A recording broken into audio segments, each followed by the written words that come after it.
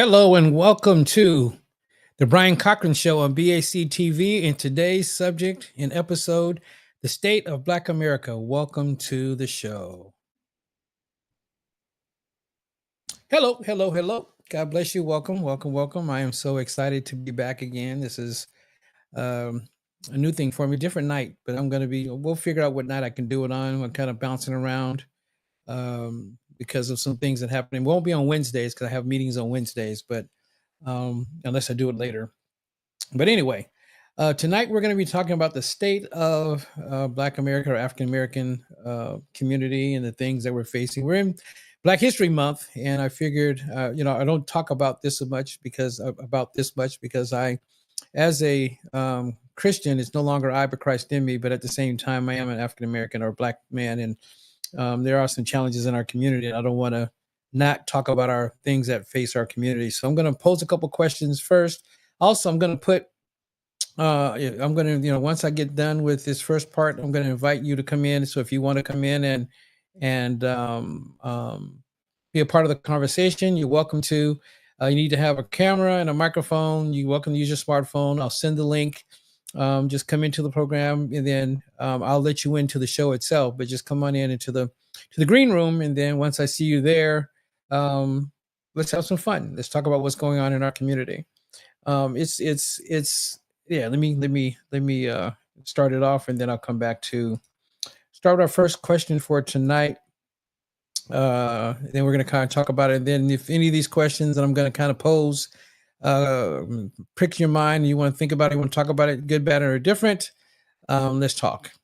All right. What are some of the key indicators of progress or challenges that we face today in the African American community or Black community? What are some of the key indicators of either progress or going backwards, or challenges that we face in the Black community? That's one of the questions we're going to be delving with tonight. Another one is, how has Black Lives Matter movement impacted the state of Black America? And that's a hot button subject because of some things that are going on. We're going to talk about that tonight as well. We're going to talk about, has it brought about any meaningful changes, meaning Black Lives Matter has brought about any meaningful changes in our community? And then our last question, but we're going to talk about some other stuff. What are some of the main factors that is contributing to the disparities in our Black community? What are some of the disparities that we face in our Black communities? And so some of the things we're going to talk about tonight are going to be dealing with those. Those are our questions for tonight. Let me go ahead and put up, how do I do it? Where'd it go? Let me find it. Let me put up the question. Let me do it this way. What happened to it? Nope, that's not it. I got a new system I'm working with, and it kind of has a mind of its own. Oh, there we go. So this is the link. Let me do it this way too, in the chat. Let me put it in the chat so that way you can copy and paste it. I'll put it in the chat so that way anytime you can come up. But that's the link that we're going to go to. And then here is, where'd it go? There we go. So that's the link for us tonight to have a conversation if you want to come in. If you don't, you can put your question down in the chat area and I'll read the question. So that way, if you don't want to come on the air, you're welcome to. We're going to just have a nice little chat tonight. I was going to do a rant because of some things that I kind of dealt with and deal with. And I figured I would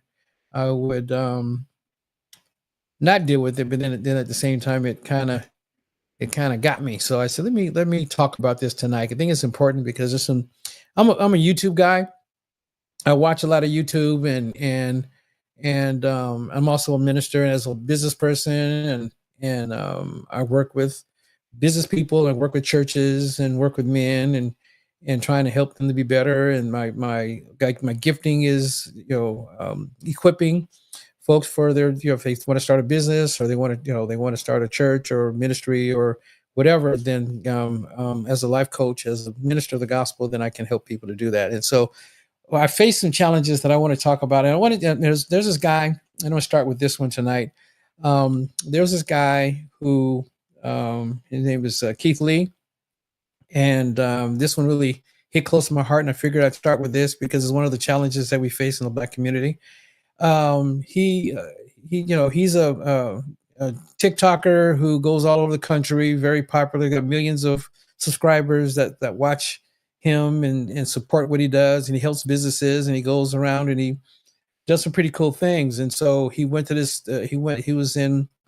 I'm not even going to say the city because it doesn't matter because it's happened in several cities. But he was in Texas, and he left. Sometimes what he'll do is if he knows somebody's struggling, he's a Christian man. He talks about his faith. He lives by faith. And so he was talking to, he went to this food truck, and this, you've probably seen it on YouTube if you watch YouTube as well. It's all over Facebook as well, all over social media. It became viral as well because of what happened. And so one of the things that happened was that he decided it was laid on his heart to leave some money to give him a big tip. So it was like $4,000 or $5,000. And he said, there was some, several people working there. There was a person doing, barber that was doing, cutting hair, the food truck. And then there was a young lady that was also doing braids. And so in the process of that, people were showing up, things are going great. And he was letting his heart to leave them some money. And he says, hey, I'm going to give it to you. And then, you figure out how you're going to get the money to those people, where the lady got greedy and kept the money. And the rest of the story doesn't matter because I just want to stop there. One of the challenges that we face in the Black community is our bad business practices. And one of the things I talk about a lot is that if we have a poverty mentality, no matter how much we get, sometimes we tend to go in a different direction and not do the right thing. And so in this instance, of what happened, this lady got, she hoarded the money because she is such need that her bad business practices, because of her either not have, she says she has tons of experience, but she lacked the experience in marketing and promotion. That money that she was getting, that money that came through, she figured that was going to save her. In the process of that saving her, she did some bad things, and it went all over social media, blasting her for bad business practices. And she ended up, from what they were saying, that she was going to close, that she closed down or whatever, and so forth. And I think that's a challenge of one of the challenges that we face is that we don't take the time. We'll have a desire to start a business, but we won't go back and learn how to do business. And so we lack the business practices and business, business acumen to really be able to build a strong business and be able to go forward because of our lack of understanding how business works and how to manage your money. It's just like there's an old saying that you can give a lottery winner who has never had money, $500 million, and they'll be broke in less than a year because, if we don't know how to manage our money and manage our resources, then guess what happens? And that's part of the challenge for us, that we lack the financial literacy to understand how money works and how to work money. So one of our challenges in the state of Black America is that we're not going into business, or we're not staying in the business like we should, and so forth. And one of the things I wanted to add in this section of business is that we expect, one of the things that Keith Lee, I'll use him as an example because again, right now he's hot and all over YouTube. And one of the things that that he's found, is a lack of customer service. And part of the challenge is, let me say this up front, part of the challenge of customer service is a lot of times we don't support Black businesses. We don't tip well as Black folks. We think that because we have a poverty mentality, some of us, or a lot of us, most of us, and because we have a sense of entitlement, that the challenge is that when we go to patronize someone, we forget that those people are working minimum wage. Yes, they got a guaranteed salary or hourly, but it's not enough. Like I live in California, and because I live in California, everything's high. Unless you live out in Banning or up in the high desert somewhere where it's affordable, or up in Palmdale or farther out, whatever, that anywhere out here, rents are $2,000, start with a one bedroom, 2 bedroom is $1,500 to $2,000 a month. And being on minimum wage will not get it. It's not enough money. And so one of the things we have to do is invest in and I'm going to go ahead as I talk about it, also give solutions that one of the things that I saw happen with Keith Lee is that when he would give a bad review, they would blast him. And it's like, well, how can you talk bad about a black business? You were supposed to support bad business. But I think he is supporting bad business, black businesses by saying, look, if you change these things, he doesn't never tell them to not go support them. What I tend to do, and I'll go forward for me. If I had a bad service and instead of me getting on social media and blasting the business, I'll go to the business owner or the manager, depending on who's there, and let them know what happened. So that way they have an opportunity to fix it. They can't fix what they don't know. Like I've had meals where I've gone in and we as African Americans, we like to use a lot of salt, we like to use a lot of seasoning. And a lot of times we forget about when we don't have, one of the things that we tend not to do as well as have recipes.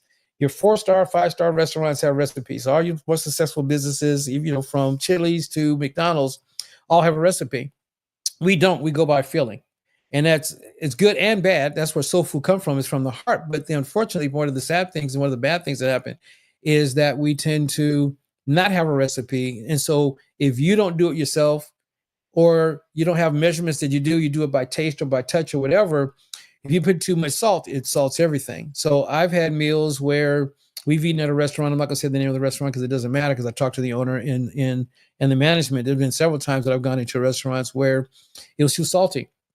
And I love salt like everybody else, but at the same time, I've cut back on salt because, I have high blood pressure and I don't want to die from high blood, from that. And salt, they say salt is one of those things that causes high, hypertension, high blood pressure. And I don't want that anymore. So I'm going to do better. And so I'm more sensitive to salt, but at the same time, I need salt. We still need salt to taste, and our bodies part of our body makeup is salt. So anyway, I'll go to the manager, go to the owner, say, look, by the way, everything else is great, but the cabbage was salty, or the greens were salty, or the chicken, whatever it was. I would say, by the way, these things are too salty. And they would say, oh, thank you very much for letting me know. I said, look, I don't want a discount. I don't want to take it off the bill because, I ate everything that I could. So I ate the food. Thank God that they wanted to, be a blessing to me and to my wife and I, and we, say, okay, we'll hook you up. But no, so, I don't need to be hooked up. I want to stay in business. And that's how we support the business, by saying, okay, I didn't have the greatest experience. Give them an opportunity to fail forward, so that way they have an opportunity to do so. Let's go to service. One of the challenges in our community is because we don't tip, and I said it earlier, and in the state of black businesses is that we can't hire the best because we don't tip. So if we tipped, then we can get good customers. Or if you tip the server, help the server, say, look, if they're not doing certain things, don't just blast them. Let them know that they've done something wrong. They're human. They might have a bad hair day, or they may have not gotten great training, or whatever the case may be, but let them know where they've fallen short, so that way they can do something better. So that's my little take tonight on small businesses, because it's one of those challenges that we face, that small businesses are the backbone of a civilization. And what's going to pull us out is small business. We can't wait for big government to do it. We can't wait for what I'm going to talk about in a little bit to give us a handout. We need to just do business. And if we do business great. And as we get better doing business and support each other, then we can rebuild our communities, like Black Wall Street was. Black Wall Street was phenomenal. They all had businesses. Most of them had businesses. They supported each other. They helped each other. They had, the community stuff that they did together, and they worked together, and they became very wealthy. We can do the same. If you look at other communities, they have, little Korea and little Tokyo, and they'll have the Jewish section, and they even have, little like here in LA, they got little Ethiopia. They got, so they have all these other places, and the only place we have that a lot of us somewhat congregate is the Leimert Park in South Los Angeles. And the challenge with that is small. So, I mean, yes, it's, if you look at Crenshaw and the Crenshaw Strip, yes, there's a lot of us on the Crenshaw Strip, but it's a long strip of businesses that go up and down through South, down into Compton and so forth. So one of the things that we can do is start supporting one another, working on buying our own retail centers and that kind of stuff, and then we put our own businesses in. And as we do it, we help them with better business practices, help them to be more successful. So that way, excuse me, so that way, let me slow down. They can win. Mm, that's some great herbal tea. All right. One of the challenges in the state of Black America is that we still practice. No, let me go to this other one. I'll come back to that one. Our educational system. I want to talk about that for a couple of minutes because that's one of the challenges that we face today as well. Let me start with our grade school, in preschools and stuff. Unfortunately, today, because a lot of our we the breakup of the family, and I'll get to that in more detail in a little bit. But because of the breakup of the family, it's a single family home. So parents either parent going to the schools to help and talk if there's a problem and so forth doesn't happen.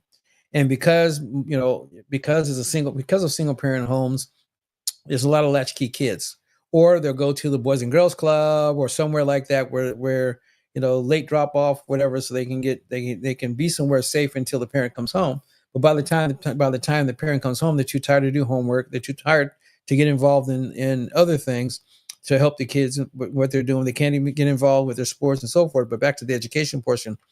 That do you know that most of our young men, little young boys, when they graduate, they don't graduate with a fourth grade, fifth grade level of reading.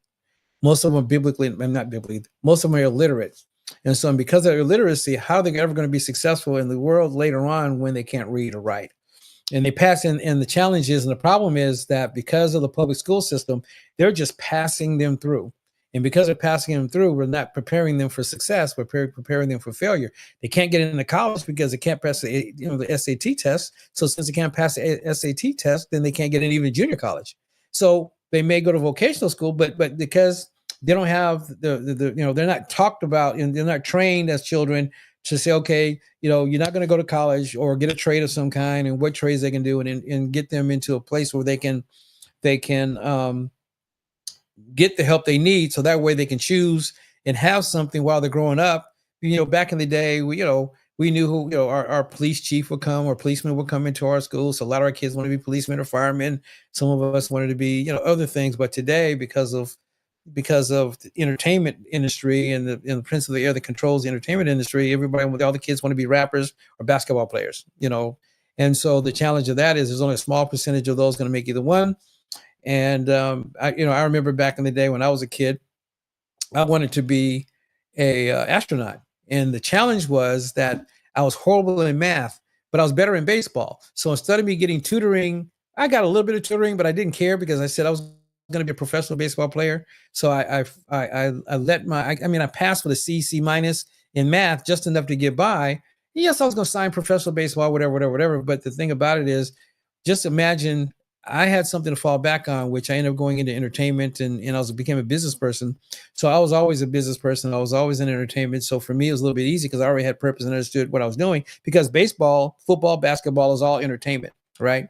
So part of our challenges today on our educational system, when our kids are graduating, since they can't get an SAT, they're not going to college. Young ladies, they're a little bit more different. They're a little bit more disciplined, and they're getting a better education. So you're finding more women in the African American community are getting higher education than our young men are being left behind. So what happens is, because they lack education, they lack social skills, they lack the things that they need to be successful in life, they get into trouble. And because they get into trouble, they get into crime, because by any means necessary, it's got to still bring home the bacon. They've not been taught social skills and all the things that they really need because of the breakup of the family at home.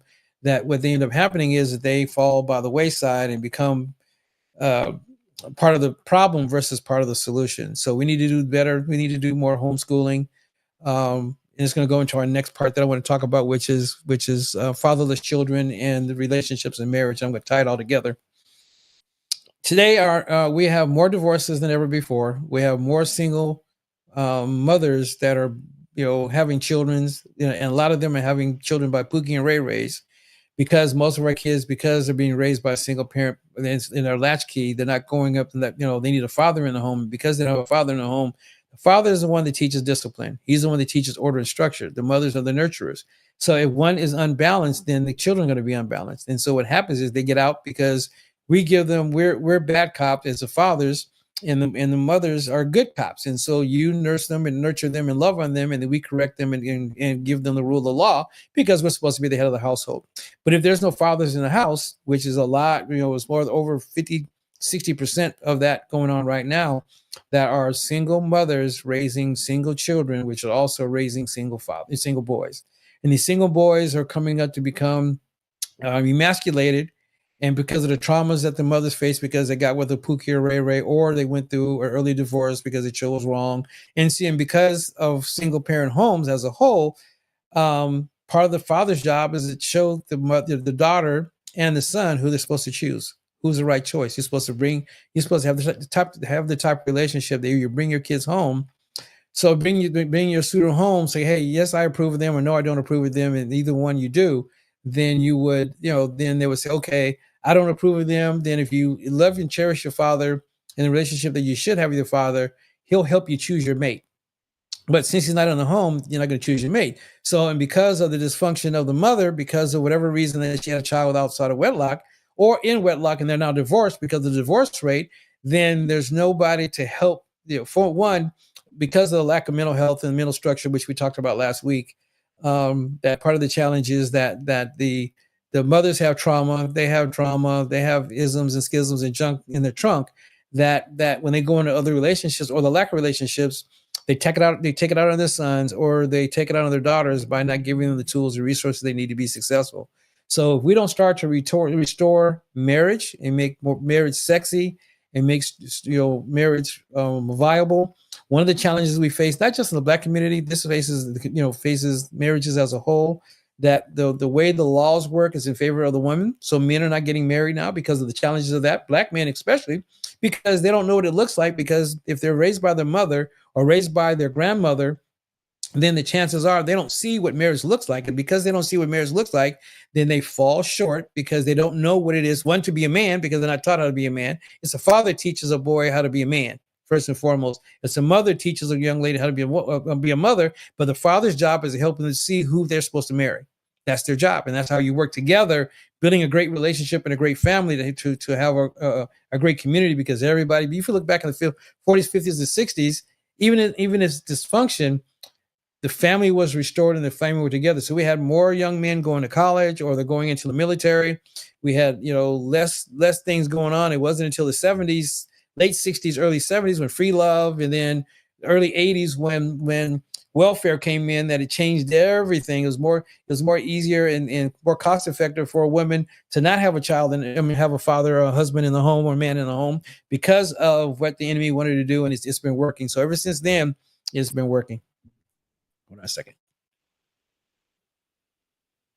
So if we want to change our African-American community, our Black community, then one, we need to teach our young people about marriage, go back to what abstinence is, because right now, because of entertainment, because of the prince of the air, that he controls the media. So is he going to make marriage sexy, or is he going to make marriage bad?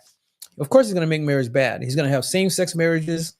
The music industry is promoting sex, drugs, and rock and roll, being single, going out and getting living your best life and all that kind of stuff. And so it's not promoting family values. So since it's not promoting family values, and our kids are allowed to, now we have kids that are listening to smartphone technology. They have smartphones and tablets, and that's what's raising them. They're able to watch anything they want to watch because parents aren't putting filters or watching over the kids, because again, most of our families are single parent homes.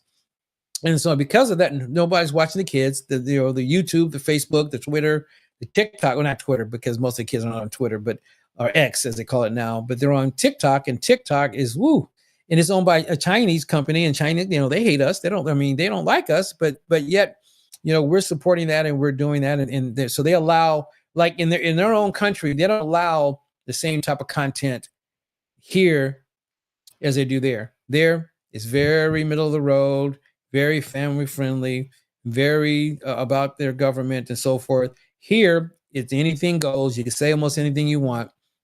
And because of that, kids are learning these things earlier. They're getting pregnant earlier. They don't want to be in full good relationships because of what's going on in the home. What's going on in the home. So we need to work on building better relationships, teaching our women to choose better. because I watched YouTube a lot, one of the things that I see a awful lot is that there's this thing called the one percenters. From Disneyland to Prince Charles, Charming, all those things. Women are looking for that Prince Charming, and because they're looking for Prince Charming, they're overlooking the average guy who's going to be good to them, and they want the 6'6", the guy with six figures, 6 inches, and 6 foot tall, and because of those 3 6s, that's what they're looking for. They won't compromise on that, and so since they won't compromise because they don't know any better, and because of what the media is doing, they're holding on to those things of this world, and all wanting the same one guy. And so what happens is, instead of getting a good guy who's going to be home every night, that's going to be faithful. Now, is every man perfect on either side? Absolutely not. But if there was a man in your life, a father in your life to help you pick, then he'll see. Because again, I was a Pookie and Ray Ray. I was in the entertainment business, so I've done some pretty crazy things in my life.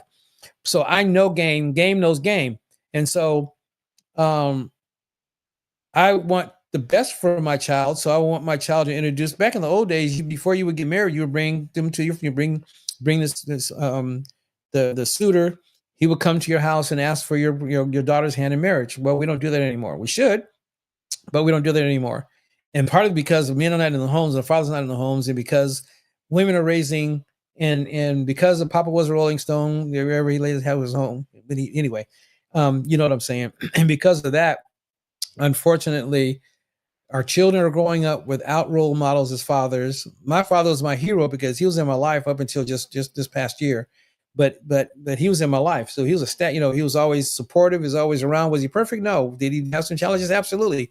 But nobody's perfect. But he was there, and he loved my mother. And was he perfect? No. Did he do some things? Yes. But ultimately, because he stayed home and he was in the home, I saw how they worked together, how they paid their bills, how they bought property, how they did things. So I saw how to do it. So in my marriage now, I've been married 19, almost 20, it'll be 20 years in a couple months. And my wife and I, we've divided things. We do things a certain way. And because first and foremost, God is before us. He's more than the world against us. So because of that, we have a great relationship, because God is in the middle of our relationship. So we need to get back into, especially the church, we need to get back into teaching about marriage, teaching about relationships, so that way we can help change our community. Next, I want to talk about social. No, let's. You're almost done. Yeah, I don't want to be here all night.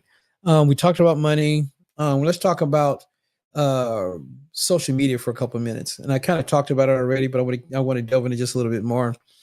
That because the Bible says that the enemy, he's the prince of the air. He controls the airways. He controls the music and film industry. So yes, it's an industry, and it's an industry that's governed by Satan and his minion.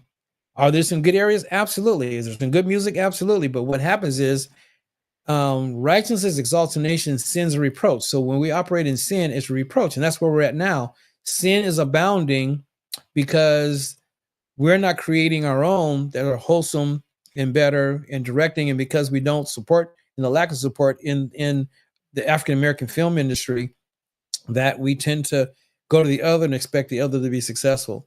And so social media came and it changed everything. Everybody's a star.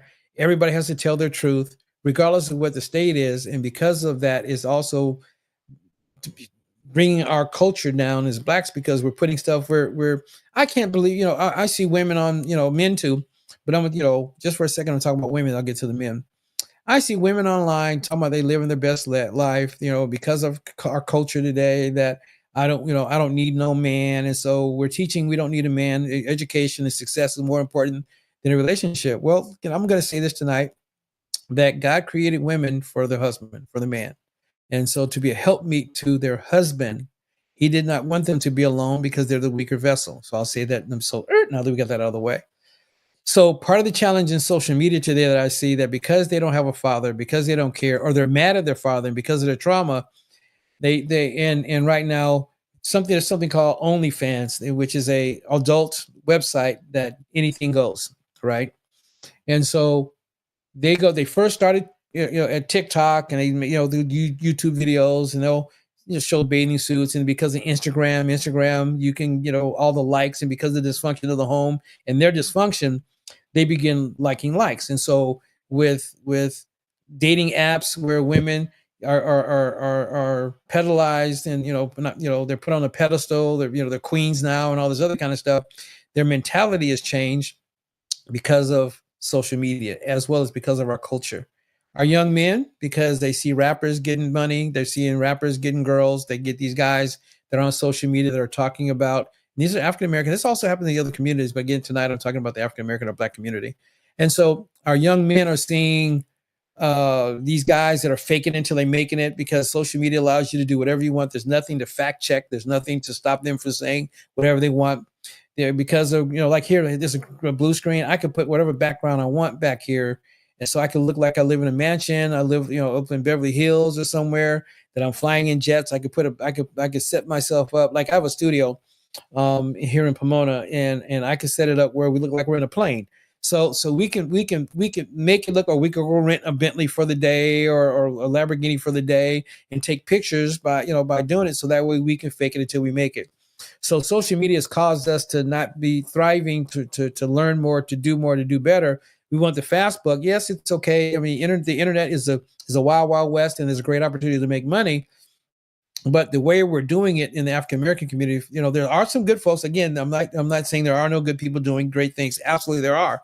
But I'm saying part of the challenges of our community and the things that's bringing us down more than bringing us up, as I said earlier, righteousness exalts a nation, sins reproach. And so because of the unrighteousness that is abounding, that is doing great and doing awesome in the world's perspective, then it's harder for us to help young people, because, or help women, or help men, or help our society, or help our community, because we're so busy being unchecked. There's no accountability, or very little accountability. And the ones that are doing it right, sometimes you may not like their approach, but what they say, it's so funny, because we've become so sensitive and desensitized that we don't want to offend anybody. Well, you hurt my feelings. It's all about feelings. Well, no, that's a woman thing. Men, we do have feelings, but we hold our feelings in. We're logical, and so we come from logic.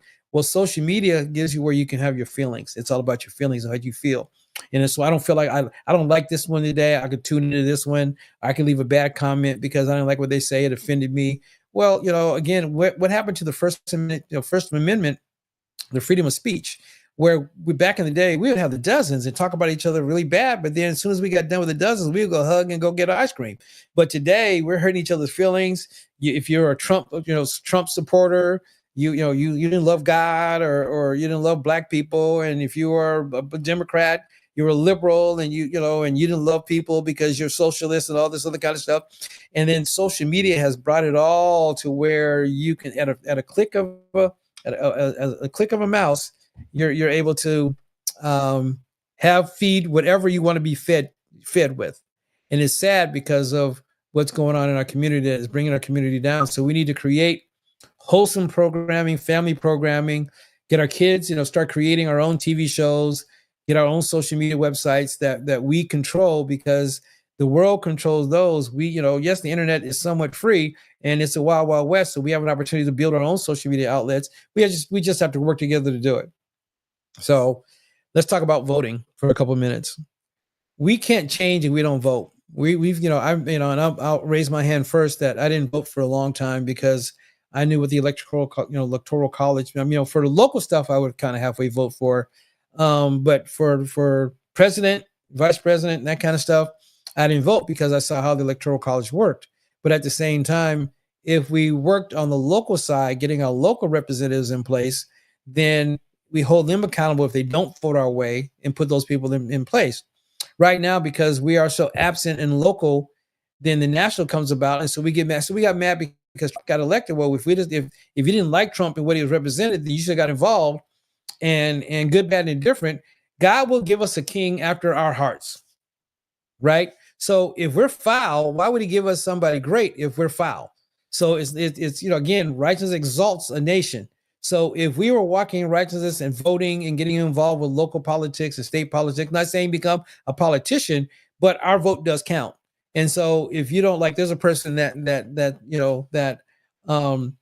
their issue is oneness, right? They're all about their culture. They forgot about, you're in a minority in your community, but yet you want, you expect to win with 1% of the community. That's dumb.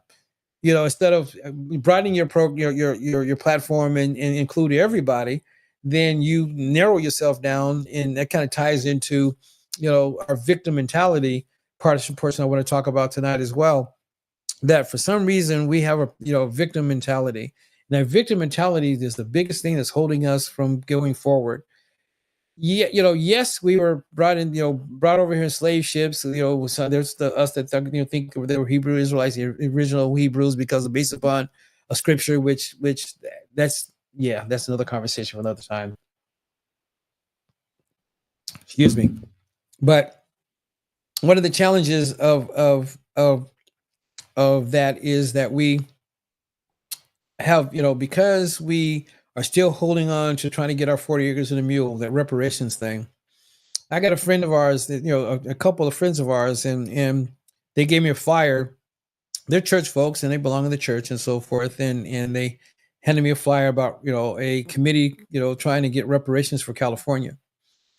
And I'm like, and we're at a restaurant in a public place, and I probably would have sat down with them, but I was with my wife. If I was by myself, I would have sat down with them and read them the riot act, only because we're in the land. The best place to be is here. If we're still in Africa, most of us would have been dead. The women would have been, raped and pillaged and so forth to a certain part. They wouldn't have you don't have what we have today. If you're living here in America, it's the land of opportunity. And because of the land of opportunity, there was, yes, there is racism. In every four corners of the earth, there's racism. Get over it. But at the same time, I wouldn't be doing this broadcast now if I still had a victim mentality, because I'd be waiting for, excuse the expression, the white man to give it to me. No, I had to save my money, buy the equipment, and then do business, learn about my craft, and then now I'm successful because I've learned to master my craft, and I also teach others to do the same. We have to get out of that victim mentality. As a man thinketh in his heart, so is he. So if you think of yourself as broke and poor, my wife had to check me one time about that. It's talking, she was telling me, I was saying, "Oh, we're broke," and she said, "Look, don't you ever say we're broke. We're between blessings." And then she had to check me, and because she checked me, I don't say that anymore. I'm in between blessings. Why? Because as a man thinketh. So if I think I'm broke, then I'm going to do things that broke people do. When I talked about the lottery winners, I know that during the pandemic, a bunch of folks got some PPP money. They got some stimulus money and all stimulus checks. Instead of them taking that money and saving it, they took it and blew it, right? And so that was your reparations right there, because you got thousands of dollars. For 3 years, you're able to get money that you didn't have to earn, you didn't have to work for, you didn't have to qualify for, except for being a human being here in America. And so because of that, everybody that applied got money. I invested in equipment when I got my money, because I knew that eventually when the pandemic is over, I wanted to have the equipment to be able to do what I'm doing right now. And so, so I enhanced my business and saved some money. So when we had some rainy days, I was able to me and my wife and I were able to weather the storm and come forward. But because we have a poverty mentality and we have a victim mentality, thinking that woe is me because of the racial disparity, because of this and that. Well, one of the things because I'm a business developer and a consultant, that I help people to build their credit. Most of us have bad credit because, one, we don't know how to manage money. One, because we got into debt at a young age. When we got into college age and you got into college, they were giving away credit cards that because you got the credit card, oh, I can get this, and get this, but not having the discipline to pay it on time. So you got bad credit. So now you turn around and you blame the white man because you got bad credit. Well, no, it's not his fault. Me, I learned a long time ago. Am I perfect at it? No. Did I make mistakes? Absolutely. But one of the things that I learned is what my dad did, which brings back to, my both my parents in the home, is that my parents took me and introduced us to the banker. And then he gave, we had children, you had I forgot what the account is. It was Gerber's account, I think it was. We had a Gerber's account as babies, and then we got a children's account, a Christmas account, and that kind of stuff. So I've always learned about banking and knowing about money. Have I made mistakes? Absolutely. And that's a whole nother conversation for another time of the mistakes that I've made.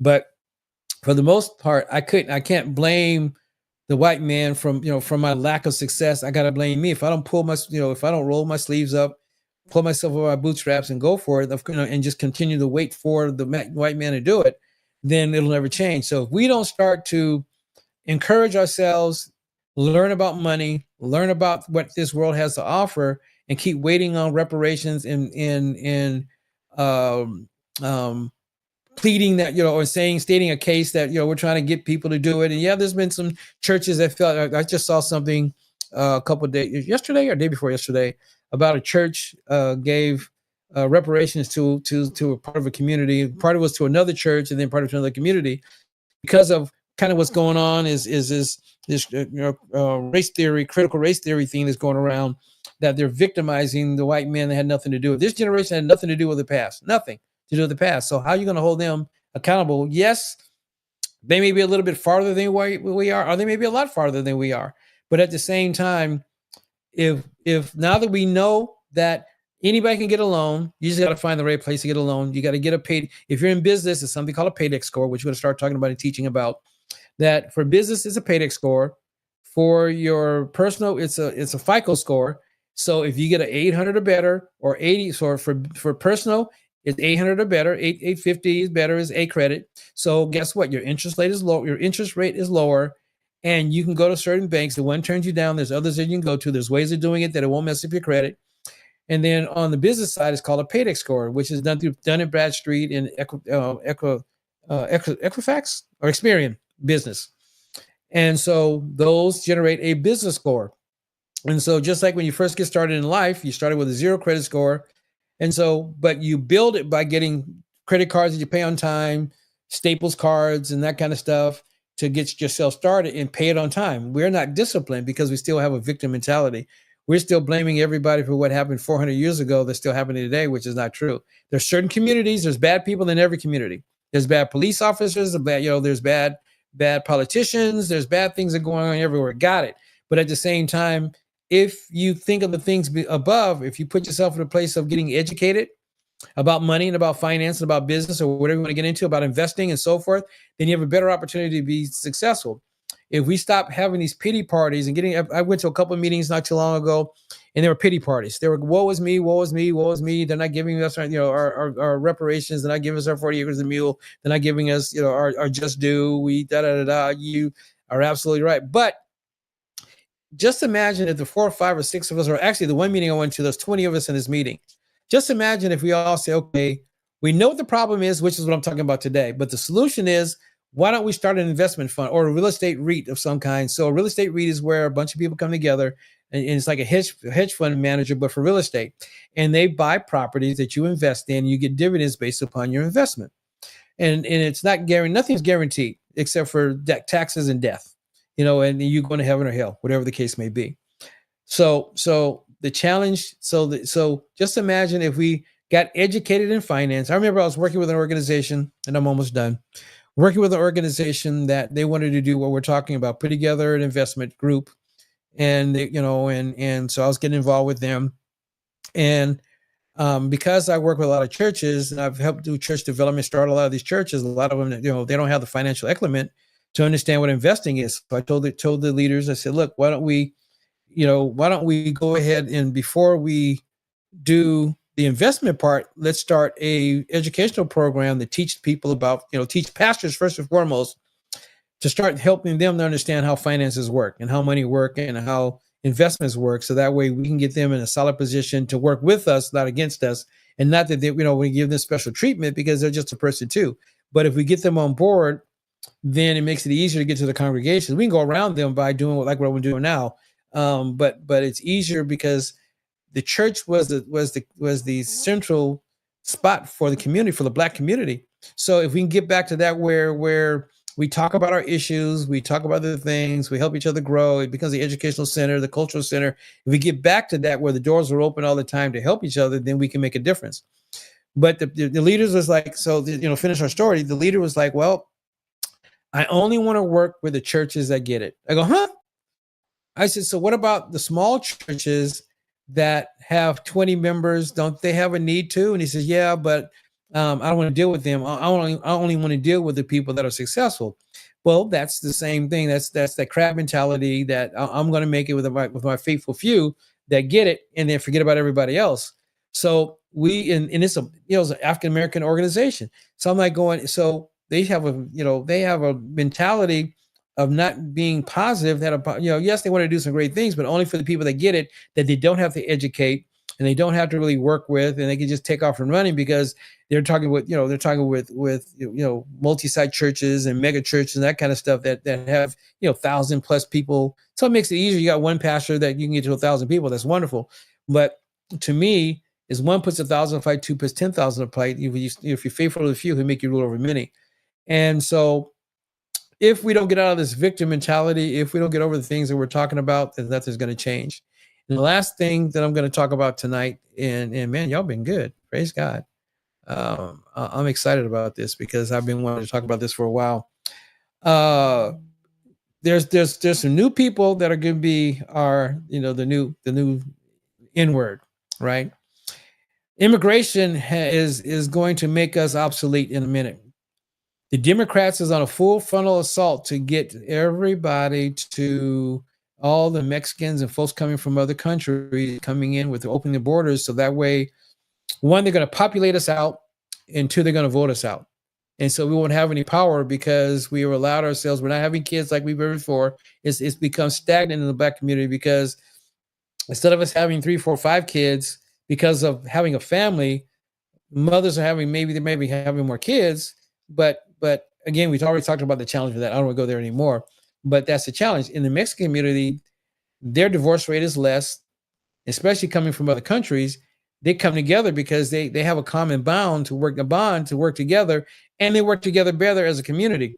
They'll have 18 people. I'm exaggerating a little bit. They'll have 6, 2, 3, 4 families living in one house, and what they'll do is they'll get a person successful, they'll get a house, and then they start all over again. They can start all over again. Then everybody ends up with their own home, and then they have their own their own community and things that they do together. So if we don't rebuild the family, rebuild our community, we will not have any voting power, because what's going to happen is once these folks get their green cards and they work them real in the fast track to get them to become citizens, because the Democrats got them over here free, flying them all over the country, busing them and training them all over the country.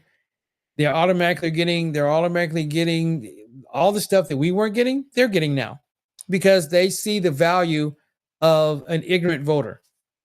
And because of loyalty, they're going to end up voting whatever the Democrats want. They're going to vote blindly because, man, they're the ones, this is the party that got me over here. I'm going to be loyal to them, and we're not loyal. So in closing, if we don't learn to work together as a people, we're going to be in trouble. And it's one of those things where I'm tired of it. That's why I talked about the state of the African Americans today, because it's one of those what I see online, because I'm a minister and see in the church and see in them, because I'm involved in my community. I see in my community, I want to make a change.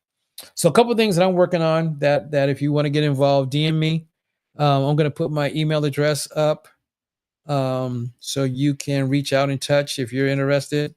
Let me do that real quick. I should have done this before. Gmail. That's my best one. That's my phone. Sorry. 1 second. There it is. Oh, what happened? Oh, that's what happened.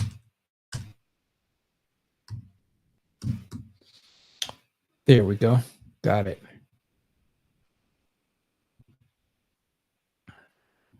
There we go. That's my email address, or you could DM me. Even after this broadcast is over, reach out and touch. Let me also put my telephone number on there. Hold on 1 second too. Let me put my telephone number on there. So you can either call me as well. Because this is important. If we want to change the community, we got to be about our Father's business. And the only way that's going to happen is if we come together. The faithful few that want to do it, roll up their sleeves. I talked about it last week. I'll put my contact information. There's my contact information. That's my cell phone, goes directly to my cell, and then that's my email address that's directly to my phone. So anyway, with a couple things that we're working on. One, we have an organization that we've already partnered with that we're going to be bringing mental health to our community, because one of the things, I live in Pomona, and something happened to me, which I'll be talking about. My wife and I'll be talking about real soon. That happened to us, that we need some mental health, and so we got some help and getting help, and the gentleman that's helping me was part of Kaiser, but he also has a nonprofit. And so we're talking about life coaching, as far as us doing mental health and life skills all tied into one, with anger management, relationship coaching. We're going to be doing some job preparation as well as entrepreneurship, teaching people how to start their own business and so forth. And those are a couple of things that we're getting started with right away. We also have a men's program that we're getting started, a rite of passage program we're getting ready to get started. So if you are a person that wants to roll up your sleeves and help our community, and you see the state of our African American community, then I'm imploring you and pleading with you to get involved. So that way we can. Again, I said it earlier. One could put 1,000 fight, two could put 10,000 fight. We're going to start young with our children, and we're going to have our own version of the Boys and Girls Club. We're going to have our own version of Awanas or Cub Scouts and Girl Scouts. We're going to be doing a men's ministry and women's ministry. We're not starting a church. We're starting a movement. And because we need, if we're going to teach financial literacy, having financial literacy courses, teaching people about money, how financing works, how business financing works, so that way we could change our community based upon us working together for the good of our community, to help our community. So that's it for tonight. That's my contact information there. I hope something's been said or something's been done to empower you, to enlighten you, and to challenge you to get busy